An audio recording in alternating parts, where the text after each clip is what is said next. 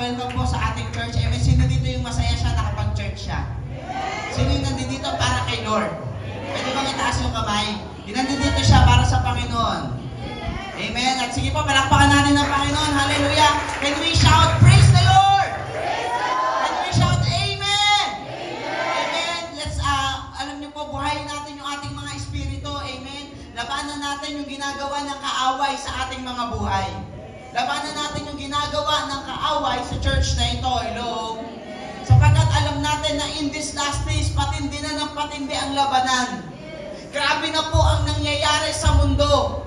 Mind you, my brother and sister, Satan is really attacking the church. Hello?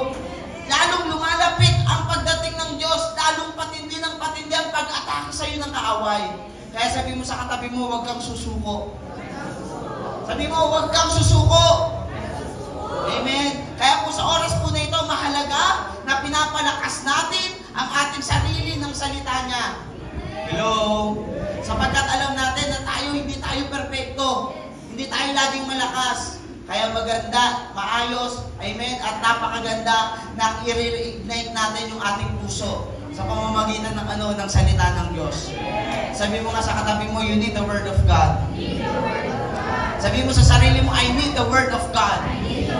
Ang sabi ng Matthew chapter 4 verse 4, ang sabi po sa NIV version, sabi dito, Jesus answered, sabi dito, sige po, pakilabas po, Matthew 4:4, Jesus answered, it is written, man shall not live on bread alone, but on every word, sabi mo nga, every word. Sabi mo, every word that comes from the mouth of God. Sabi ka Tagalog po, sumagot si Jesus, nasusulat.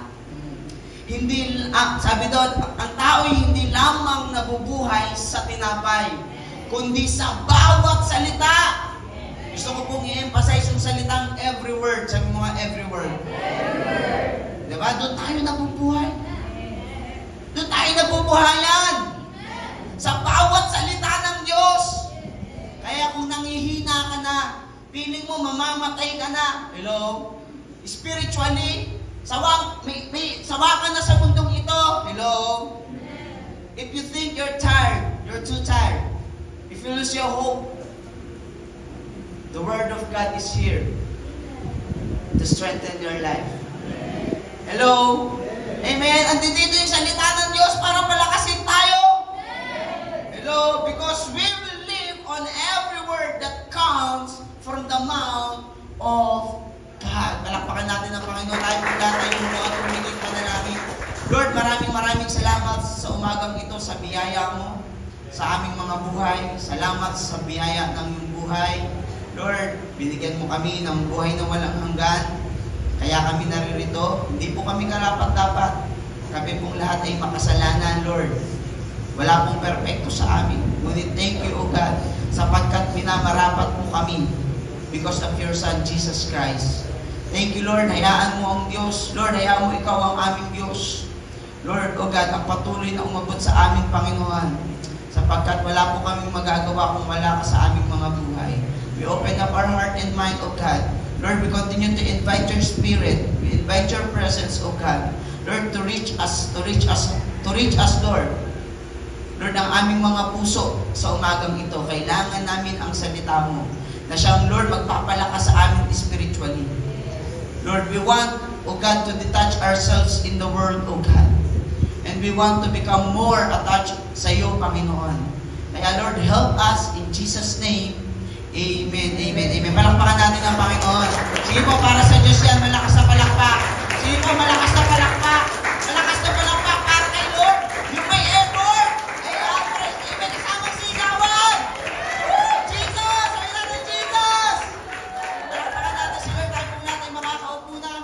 Amen, siguro sabi ng iba, para silang mga baliw. Alam mo, pag di mo nga, in this last day, sabi ko nga po kanina, matutunan natin palakasin ang sarili natin. Hello? Sabi mo nga, palakasin natin yung sarili natin. Sa pamamagitan ng salita ng Diyos. Amen? Salamat po sa Panginoon, sa privilege na makapag-share po tayo ng Word of God. Salamat sa ating mga magulang sa pananampalataya kay Mami, kay Daddy. Sila po ay nasa Bulacan ngayon at didiretso po sila ng mission. Saan po, Pastora? Sa Guatemala? Sa Leyte pala. Kala ko sa Guatemala. So, sa Leyte. Leyte. Malapit sa? Ha? Saan malapit yung Leyte? Sa Camarines Sur? Samar pala. Tacloban. Tapos malapit sa Bicol. Malayo. Nanguhula lang ako, kayo naman din yung manahalata. So, salamat sa Panginoon, I think 1 week sila doon, at salamat sa buhay ng aking asawa, sa Panginoon din, sa buhay ng aking asawa at anak. Nandiyan dyan sila, to support. Support. Mahalaga may support sa atin. Amen. Hello. Amen. So, now, mga kapatid, kagaya po nung napag-usapan natin kanina, we need the Word of God in our lives, and we need Jesus in our lives. Kasi magulat ka na lang talaga, diba, na-attach ka na sa world. You know, ikaw at ako as a Christian, hindi tayo taga rito sa mundong ito. Dapat alam mo na ang buhay sa mundong ito ay may katapusan. And that's the truth. Pag sinabing truth, ano po yun? Hindi man natin paniwalaan, ayaw man natin maniwala, mananatili pa rin. Kasi nga, totoo, truth. And the truth is, we will all face death. Lahat tayo ay haharap sa kamatayan. Yan po ang katotohanan. Kaya mahalaga na ikaw at ako ay pag tayo'y namatay, alam natin na tayo ay pupunta sa langit. At mangyayari lamang yun kung mananatili at magpapatuloy tayo sa pinagkaloob sa atin ng Diyos na buhay na walang hanggan. Hello? Nandiyan po ba tayo? Kung aasa tayo sa Kanya, we are saved by grace through faith. Sa madaling salita, dahil kay Kristo Jesus, hindi dahil sa simbahan, hindi dahil mabuti tayo, kundi dahil kay Jesus Christ kung bakit ikaw at ako ay naligtas. At makapananatili lamang tayo sa Diyos sa pamamagitan din ng ating Panginoong Jesucristo. Sapagkat wala namang perpekto. Hello? Pero kapatid, if, diba? Tayo po, kung tayo ay ididikit natin ang sarili na sa kamunduhan. Hello? Isa lamang ang ibig sabihin nun. We are not loving God. We are loving the world. Hindi mo minamahal ang Diyos. Ang minamahal mo ang mundo. Maaaring nagsisimba tayo. Maaaring nakikinig tayo ng Word of God. But the reality is, diba? Hindi tayo totoong mananampalataya sa Panginoon. Kaya po pwede po ba? Sa umagang ito, huwag nating hayaan na ang kaaway ay atakihin tayo. Sabi mo, kailangan mong mag-apoy. Alam niyo po, kahapon ng hapon, nautusan po akong magdala ng basura kasi magsusunog daw. Ngayon, may apoy. Nilagay ko yung mga basura. Abang tititigan ko yung apoy. Ang ganda-ganda talaga. Sabi ko, ang ganda naman ng apoy. Yung kinose up ko, minayday ko nga eh. Ang ganda ng apoy. Naisip ko, talagang God is really a consuming fire. Hello? Itong mga basura na ito, nawawala. Lahat ng karumihan, nawawala sa Kanya. Hello? Sinusunog ng Diyos, inaalis ng Panginoon. Hello? Andiyan po ba tayo? Walang hindi kayang alisin ang Diyos sa atin. Hello? Because He is a God of consuming fire. Siya yung apoy na tumutubo. At ito yung kailangan natin na mag-apoy tayo sa mga huling panahon. Because we know na sa mundong ito, next slide please, yung ating introduction. This world is really trying. Talagang sinusubok niya. Diba? Yung introduction po. Talagang sinusubok tayo. The world teaches us, or really try to teach us, to live by what we see. Maraming bagay pinapakita ang mundo sa atin sa mundong ito. Mga material na bagay. Hello? Pinoportrait. Kumbaga ng mundong ito, parang pinupukaw tayo ng mga ating nakikita kung ano yung success. Minsan nakikita na natin sa internet, sa karamihan, lalo na sa mga Gen Z, ang success sa kanila ay maraming likes, maraming follow, yung nakakapag-travel. Hello? Hello? Ang success sa kanila, yung maraming followers. Ang success sa kanila, yung nakakakain sa mga restaurant na magaganda na gusto nila. Hello? Yun yung nagiging success sa kanila. Hello? Na para bagang tinuturuan tayo ng mga nakikita natin, ganito dapat ka-relax ang buhay. Hello? Nakikita natin yung mga post sa social media. Ganito dapat ka-komportable ang buhay. Andiyan ba tayo? At ang nagiging cause po nito, ikaw at ako, tayo po. Hello? Ikaw at ako, tayo po, ay naaakit sa ganung klaseng style ng buhay. Di ba? Nauso yung TikTok, nagti-TikTok lahat. Nauso yung Wattpad, nag-Wattpad lahat. Hello? Di ba? Nauso yung Instagram, nag-Instagram lahat. Yung Twitter, wala na. Ano na? X na. Di ba? Hello? Nandiyan ba tayo? Lumabas si Gemini. Hello? Ha? Nag-AI lahat. Hello? Hindi natin alam, mga kapatid, dinadala na tayo. Ang mga bata ngayon, alisan mo ng internet, hindi kayang mabuhay. Diba? Ang dami na. Naglabasan. Sila Miss Rachel, Cocomelo. Hindi siya sabing masama. Hello? Lumabas yung Demon Hunters. Demon Hunters ba yun? Yes. Soda Pop. Hello? Mga bagay na ina-idolize ng mga kabataan ngayon. Na parang bagang yun na lang ang buhay. Sabi mo sa katabi mo, kapatid, hindi lang yun ang buhay. Diba? Nakakalungkot po yung mga nangyayari. Yun po yun. Para bagang tinuturo sa atin, doon tayo lumalaki sa generation na ganun. Kaya kung tayo hindi natin i-involve yung sarili natin sa church, kung hindi natin i-involve yung sarili natin sa Panginoon, magugulat ka, lahat ng bagay na ginagawa mo ay para na lang dito sa mundo. Kaya sabi mo, mapalad ka, nandito ka. Sabi mo, nandito ka na lang din naman, dapat nandito ka talaga. Parang ang gulo, no? Pero malinaw. Kasi merong nag-church, ang isip nasa malayo. Merong mga nag-church, ang puso nasa malayo. Kung may mga hindi ka pa maintindihan, kapatid, humingi ka sa Diyos ng kaliwanagan. Hello, this word will teach us. The word teaches us to live by what we see, by material things, success and comfort. But, next slide please. Jesus show us how to live in this world under God's will. Mga kapatid, hindi po imposibleng mabuhay sa mundong ito nang nasa kalooban ng Diyos. Hello? Pwede tayong maging masaya. Pwede tayong magsaya. Hello? Kahit nasa mundong ito nang naayon sa kalooban ng Diyos. At yun po yung ginawa ni Kristo.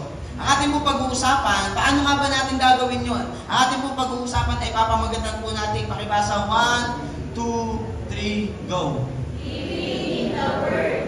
Living in the Word. Kailangan nating mabuhay sa salita ng Diyos. Hello? Boring. Word na naman. Word of God na naman. You know, hindi mo ma-appreciate yung topic na ito kung hindi mo alam yung mga sinasabi ng Diyos. Yung mga pangako ng Diyos. Hello? Mga kapatid, ito po yung mensahe ng Diyos sa ating lahat. Kung gusto natin mabuhay ng masaya, matagumpay sa mundong ito, mabuhay tayo ng naayon sa salita ng Diyos. In Matthew chapter 4 verse 4, dito ang context po dito ay si Jesus Christ po ay fasting ng 40 days. Hello? At siya po ay naglalakad sa desierto, wilderness. Hello? And at his most vulnerable moment, dun sa sinasabi nila na nakaka-tempt na sitwasyon, kung iisipin sa normal na tao, ito yung pinakamahinang sitwasyon ng isang tao. Hello? Doon po pumasok yung taga-tukso, si Satanas. tinukso si Jesus Christ. Alam niyo po, hindi tayo tutuksuin ng kaaway pag malakas tayo. Tutuksuin tayo doon sa pinakamahina. Hello? Andiyan tayo? Hindi ka nakapag-church ngayon. Hindi ka nakasamba. Tutuksuin kita. O di naman kaya, nasa church ka, pero puyat ka. Alam mo na, maya-maya konti, pipikit-pikit ka na. Antok-antok ka na. Hello? Now, Satan deceive once, or gusto ng kaaway ni Satan na i-deceive ang Diyos, in Jesus Christ. Sabi niya, if you are the Son of God, tell the stones to become bread. Kung ikaw anak ng Diyos, gawin mo nga itong batong ito sa tinapay. Ito ay isang temptation to satisfy a legitimate need ng Diyos. Ano po yun? Yung pagkagutom niya in an illegitimate way. Hello? Nandiyan po ba tayo? Alam ni Satan na fasting ang Diyos. Tutuksuin siya, i-turn mo yung stone into bread. Siyempre, nauuso ngayon yung TikTok. Di ba? Yung I'm only human.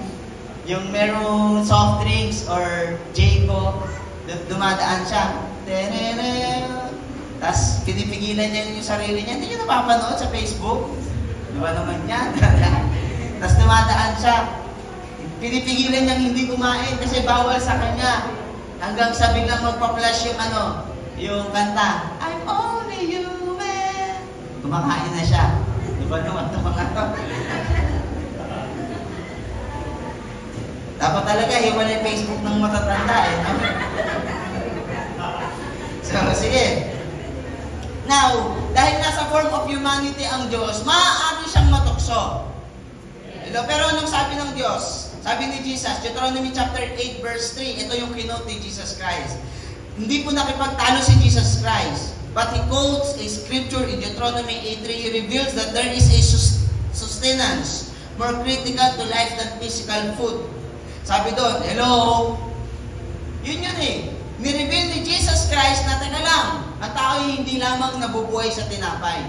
Gutom ako, gusto mo kumain ako, fasting ako, may covenant ako kay Lord. Pero, ang tao hindi lamang nabubuhay sa tinapay, kundi sa bawat salita na namumutawi sa bibig ng Diyos. You know, our modern temptation, we do live in a wilderness of busyness. Sino naman kaya walang ginagawa dito? Lahat naman tayo may ginagawa. Lahat tayo busy. We have all the reason not to go to church. Not to pray. Hello? Pastor, may project po ako, may school po ako, may trabaho po ako. Pastor, ganito, ganyan. We have all busy. Hello? Nandiyan po ba tayo? Tayo rin, may temptation tayo. Ano pa? Anxiety. Distraction. Hello? Alam niyo po yun? At ito po yung pinakamabigat natin kalaban yung hungerness natin. Meron tayong hungerness. Ang bawat tao ay merong hinahanap. May kinagugutuman. Hello? Yan po yung pinakamabigat dyan. And sometimes, most of the people are trying to satisfy their souls hunger with the bread of success, relationship, entertainment, possession. Yet, we still feel empty. Hello, yan ang katotohanan. Nakakalungkot po. Sabi ko nga po, matindi na ang labanan sa mundo ito. Kung nabalitaan nyo din po, current events. Di ba? Yung anak ni Kuya Kim Atienza, ang inspirational youth. Nag-i-inspire siya. Gusto niya mag-inspire ng mga kabataan. Alam niyo ba yun? Sino po nakakaalam? Yan, di ba? Grabe po. Ang buhay ay weather lang. Ano po ginawa ng anak? Ano nangyari?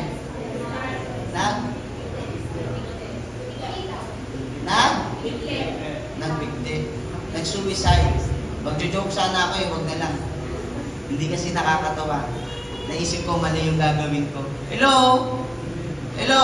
Magjo-joke sana ako, sasabihin ko, nag-amoy ng medyas na mabaho. Pero hindi Hindi talaga kaya. Hello? Yun po ang katotohanan, nakakalungkot. Pwede natin gawin biro yung mga bagay-bagay, pero this is reality.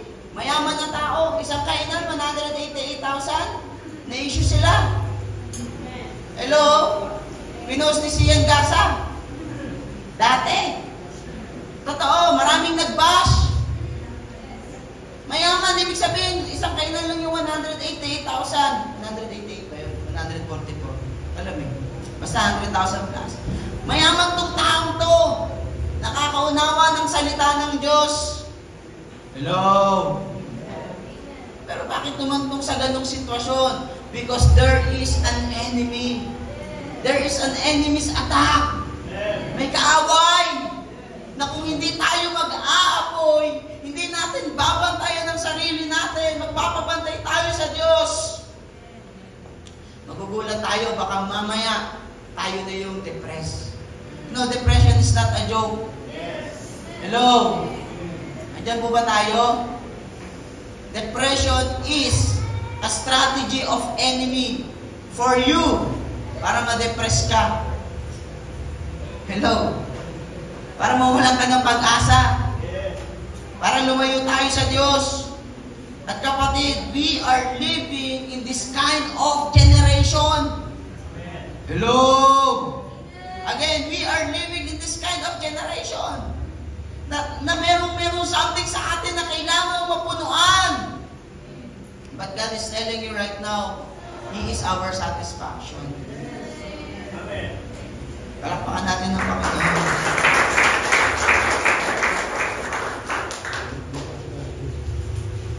Hindi ko po sinasabing pag Kristiyano ka na, perfecto na buhay mo.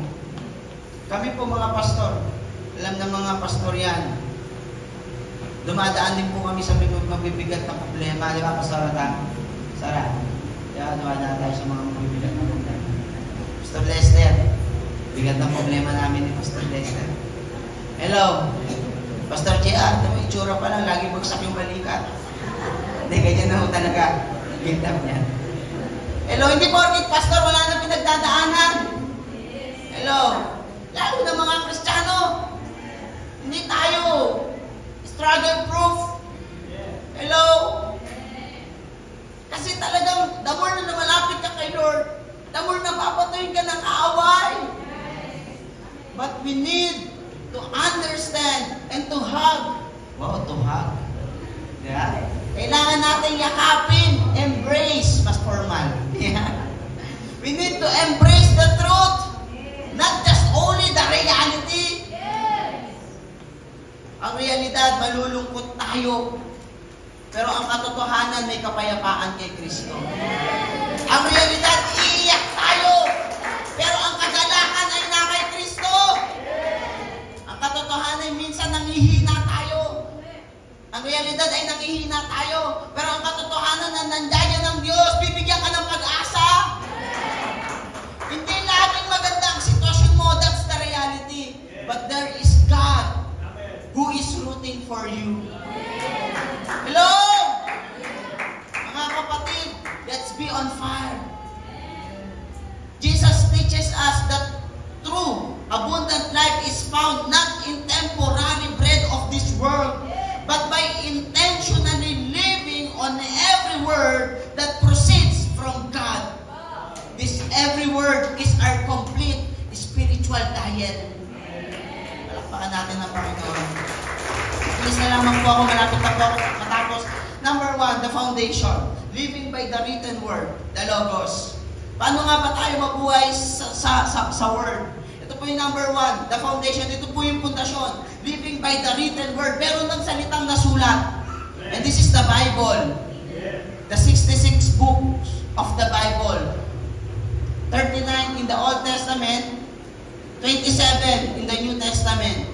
It's from Genesis to Revelation and Genesis to Malachi and Matthew to Revelation. Hello? Ito po yung written word or yung Logos. What is Logos? The Logos is the total, complete, and eternal Word of God. It is the entire counsel of Scripture, the revealed truth, character, and promises of God. Hello? Alam niyo po, ginawa ng Diyos sa Logos, minodel. Jesus model, it is written. It is anchored with His identity, mission, in the established, unchanging truth of Scripture. He didn't rely on the feelings or circumstances, but on the written word. Hello, sabi mo nga, huwag tayong mag-rely sa feelings. Huwag tayong mag-rely sa circumstances. Mag-rely tayo sa salita ng Diyos. Hello. Napakasimple lamang po how to live in the Word. Number one, your foundation is the Bible. Huwag kang mag-rely sa feelings mo. Minsan may mga bagay kang gusto pero ayaw ng salita ng Diyos. Sinong pipiliin mo? Sino po? Yung salita ng Diyos. Minsan ang sitwasyon hinihingi, huwag na akong lumapit kay Lord. Anong pipiliin mo? Si Lord. Hello? Sabi ng Bible, lalo, minsan gusto mo magpahinga. Sa bahay na lang ako, ayoko nang lumapit kay Lord. Kasi pagod na pagod na pagod na pagod na pagod. Hello? Hello? Minsan naisip natin, pagod na pagod na pagod. Napagod na tayo. Gusto na lang natin sa bahay. Pero ano sabi ng Diyos, lahat ng napapagod, lumapit sa akin. Ano pipiliin natin? Logos or yung circumstances natin? Logos. Our foundation is the Word, is the written Word of God. Not our feelings, not our circumstances. Pag nasabi na, sikapin nating sundin. That is our ano ba pronunciation nito? Sustenance? Sustenance. Our sustenance. Sustenance. Ito yung nagsusustain sa atin. Kung gusto nating mabuhay talaga, hindi po yung mabuhay 2,000 lang. Hindi po yung mabuhay sa Carmona. Kundi mabuhay talaga. As a Christian, as a follower of God, the written word is our sustenance. It is our constitution. Pag sinabing constitution, wala nang mas tataas pa. Pag ang konstitusyon na ang nagsalita, hindi na kayang baliin pa. Hello? The ultimate authority for our faith and practice. Pag sinabi ng Bible, kailangan ito yung pinakamasusunod. It is our sustenance. It feeds our minds and shape our worldview. Psalms 119 verse 105, your word, Lord, is a light. Tama ba?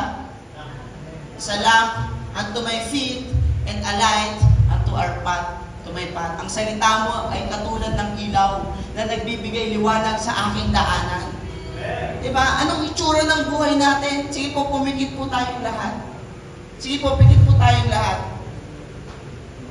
May nakikita po ba kayo? Kaya nyo po bang gumawa na yan lang yung nakikita nyo?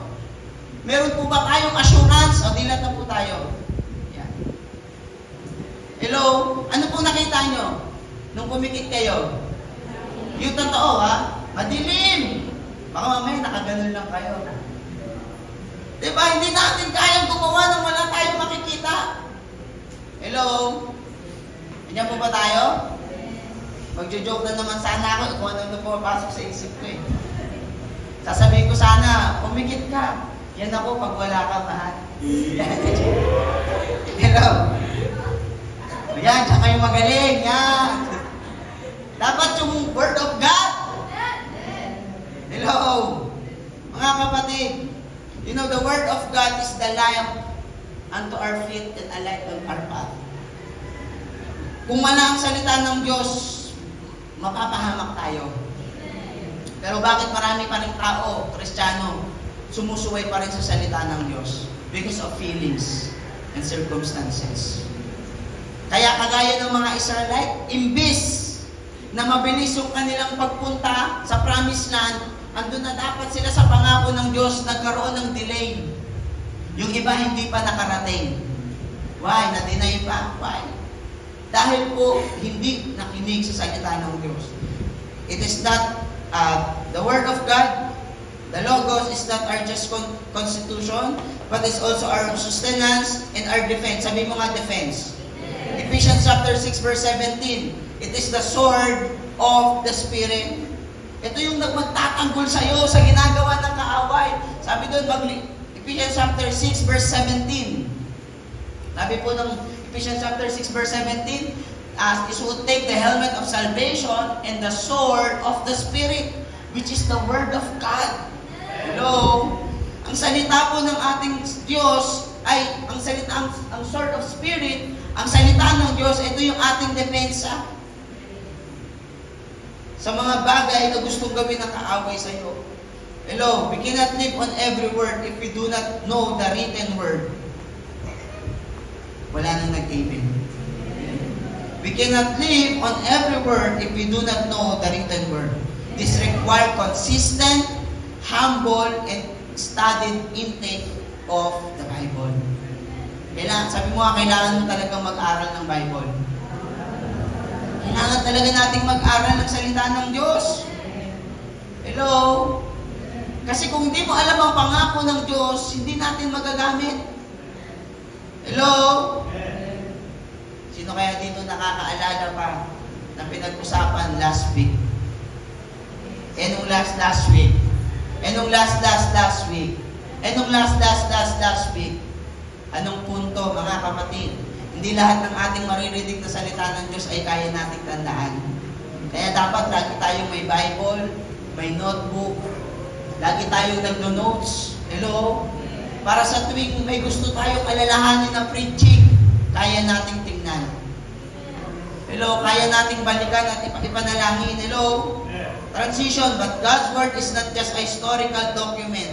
It is a present tense voice. He speaks to us personally through His written words. Ang katotohanan, ang salita ng Diyos ay hindi naluluma. Ito po ay magagamit hanggang sa kasalukuyan. Ano nga tawag dyan? Timely siya, timely. Hello? Amen po ba? Number 2, the application.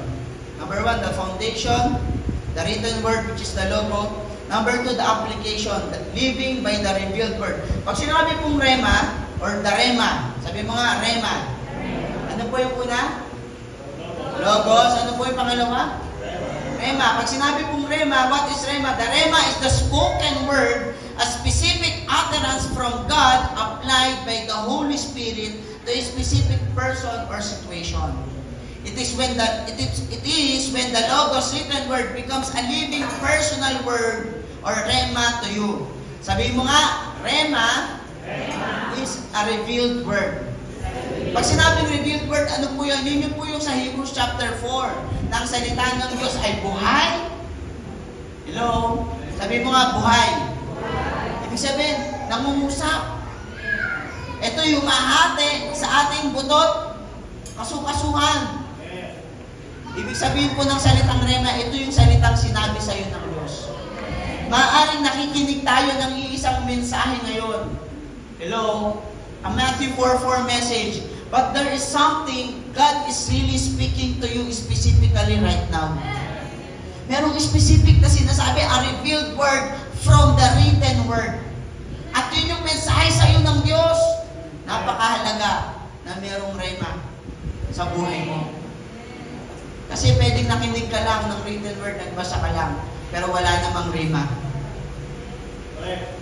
Baliwala lang din po. Hello? Paano nga ba ito? How it works? Now, we are the example, ito po yun. Yun po yung sinabi ko kanina. Hello? Diyan po ba tayo? Na pwedeng nakikinig tayo ng salita ng Diyos. Pero, iba ang mensahe sa atin. Kagaya nung nangyari rin kay Jesus Christ. Hallelujah! May pinagmanahan ito. Manang-mana ka na ka. Kagaya nung sinabi ni Jesus Christ, man shall not live on bread alone. He was quoting the Logos of Deuteronomy. But he was applying it as a rema word to defeat devil in the specific moment. Hello? Diba yung tipong natatakot ka, ano sasabihin mo? Pag natatakot ka, the Lord is with me. The Lord is my shepherd. I shall lack nothing. Hello? Hello? Natatakot ka, isipin mo, fear not, for God is with me. God will strengthen me with His right hand of righteousness. Hello? Andiyan po ba tayo? Yun po yung rema. We must position ourselves to hear the rema by abiding in the Logos. This happens through prayerful meditation and listening heart. And a listening heart. Hello? Andiyan niya po ba tayo? Sabihin mo nga, mga kapatid, kailangan may rumema. Sabihin mo, mga kapatid, kailangan may rumema. Kailangan kinausap ka ng Diyos. The written word logos and the spoken word rhema are not abstract concept. They have their source and their power in a person. Alam niyo po yung logos at yung rhema, hindi lang ito basta-basta salita lang o konsepto. Ito po ay may source. Number 3 and last, dito na po tayo matatapos. Sabihin mo nga, the source. Living by the living word. Sino po yung living word? Jesus Christ. Now, the ultimate word, John chapter 1, verse 1 and 14 declares, in the beginning was the word logos, and the word was with God, and word was God. The Word became flesh and made His dwelling among us. Jesus Christ is the living Word. Sabi ng John 1:1, ang sa pasimula ay ang salita ay kasama na ng Diyos. At ang salita ay nagkatawang tao, namuhay kasama natin si Kristo. Hello? Sabi mo nga, He is the fulfillment. Jesus is the fulfillment. Hello? Siya yung source ng ating logos and rhema. Sabi nga ano po, all the promises of God find their yes and amen in Him. Hello? Lahat ng mga pangako ng Diyos, yes and amen na. Second, palapakan natin ang Panginoon. 2 Corinthians chapter 1 verse 20, ang sabi ng Bible. 2 Corinthians, sapagkat kahit gaano man karaming pangako ng Diyos, tutuparin niyang lahat ito sa pamamagitan nino. Kaya nga, masasabi natin na tapat ang Diyos at ito'y nakapagbibigay ng kapurihan sa Kanya. Palakpakan natin. The entire Bible points to and is fulfilled by Jesus Christ. And Jesus Christ, He is our life. Hello? We don't just live on words about God.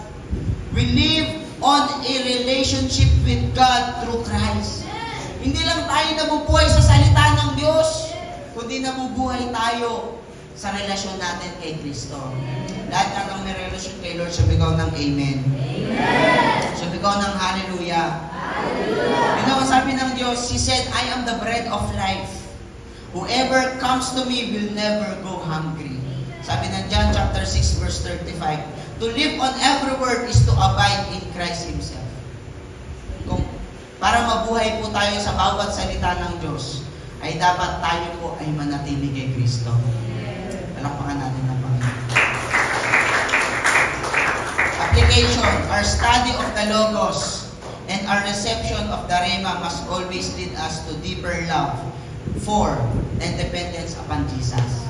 Every time na magbabasa tayo ng salita ng Diyos at may magre-rema sa ating puso, may personal na sinasabi sa atin ng Diyos, dapat po yung resulta ng pagbabasa natin ng salita ng Diyos at sinasabi sa atin ng Diyos, the revealed word of God, ito ay dadalhin po tayo mas lalong palapit sa pagmamahal at maging independent tayo kay Jesus Christ.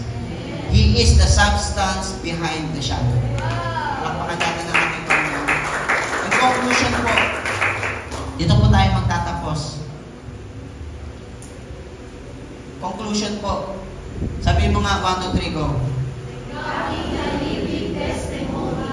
Wow.